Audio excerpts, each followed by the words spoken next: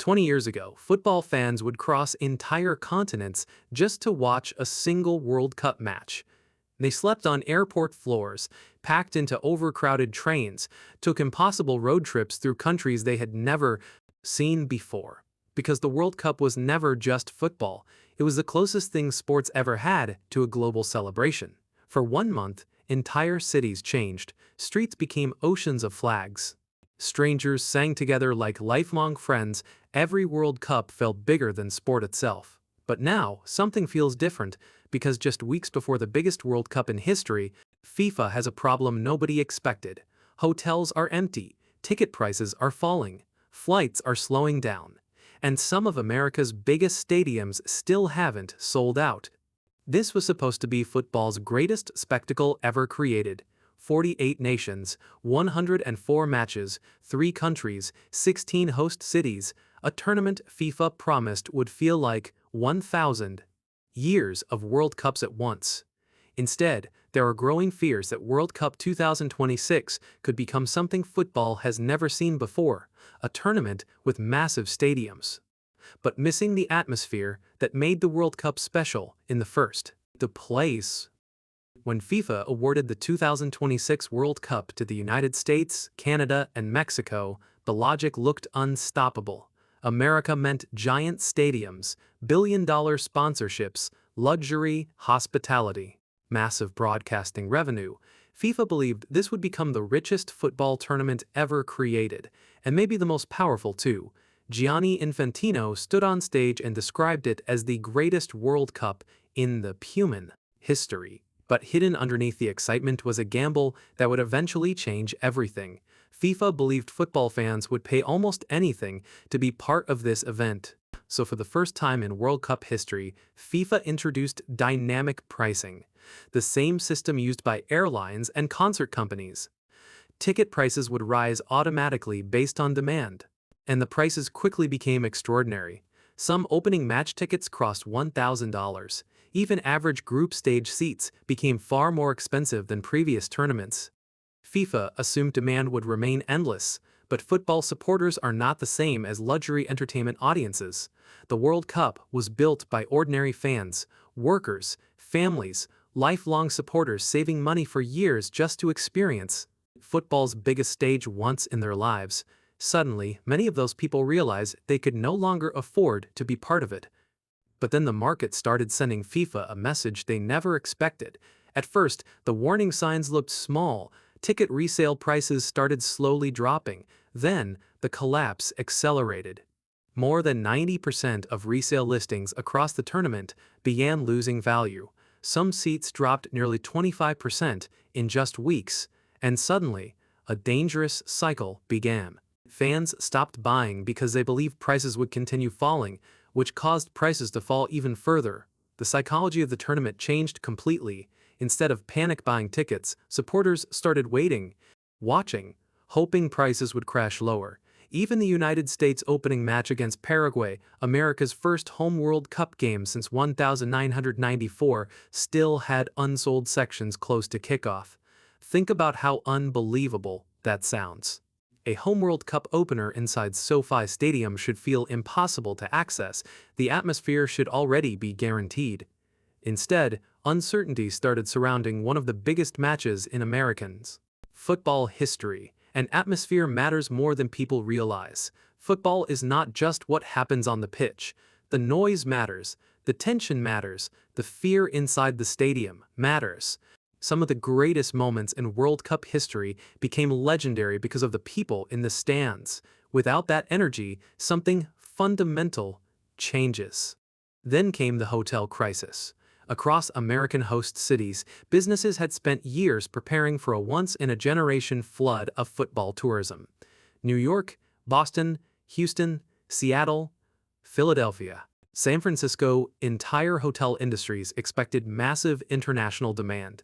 Prices skyrocketed years before the tournament even began, but the visitors never arrived at the levels everyone predicted. Some hotels described the World Cup as a non-event, two devastating words no tournament ever wants attached to it.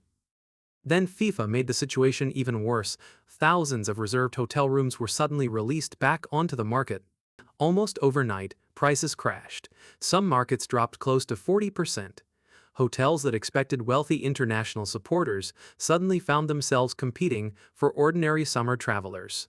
Instead, and behind all the financial panic was an even bigger fear beginning to emerge. What if the world simply does not travel to this tournament the way it used to? European flight reservations started slowing, Asian travel demand weakened. Supporters from multiple countries faced expensive visa systems, on immigration concerns, and travel uncertainty before they even reached the stadiums. For many fans, attending this World Cup no longer felt exciting. It felt exhausting. And that's when people started asking the question FIFA never wanted attached to this tournament, because the real danger here is not financial failure. FIFA will still make billions. Sponsors will still flood broadcasts with money. Television ratings will still be enormous. The real danger is emotional failure.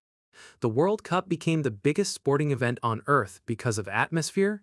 Argentina fans taking over entire cities, Moroccan supporters filling streets until sunrise, Brazil fans crying during national anthems, Senegalese drums echoing through stadium tunnels, English supporters singing in train stations.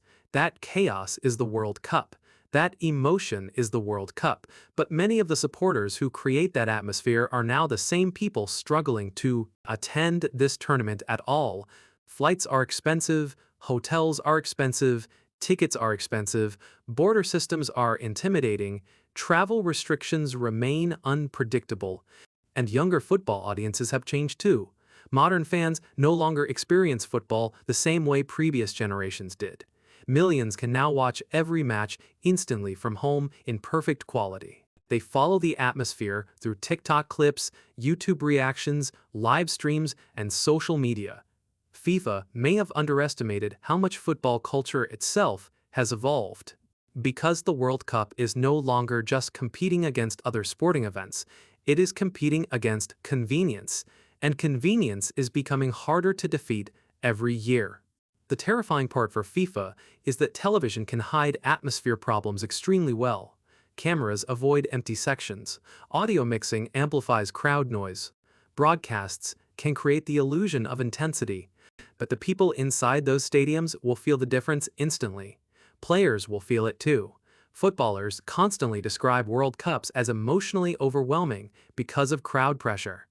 The noise, the fear, the collective tension surrounding every touch of the ball. If that emotional energy weakens, the tournament changes fundamentally, even if visually it still looks massive on television.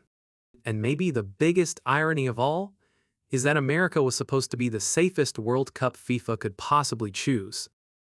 The United States offered everything FIFA thought modern football needed: safe infrastructure, safe sponsorships, safe broadcasting revenue, safe commercial growth, but safety has never been what made World Cups unforgettable.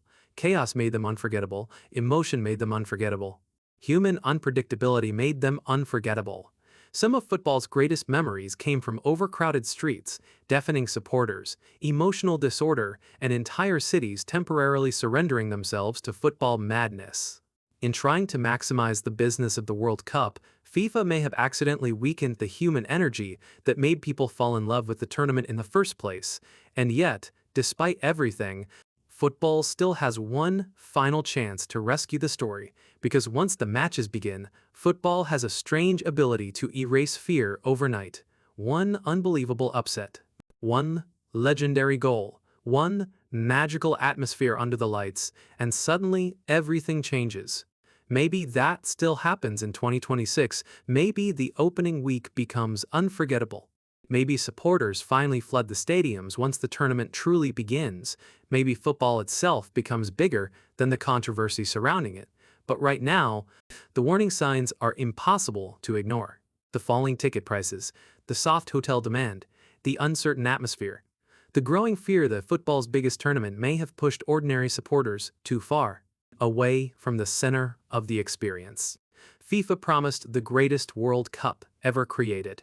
What arrives in America may still be spectacular, but whether it feels like a true World Cup is becoming one of the most important questions football has faced in years.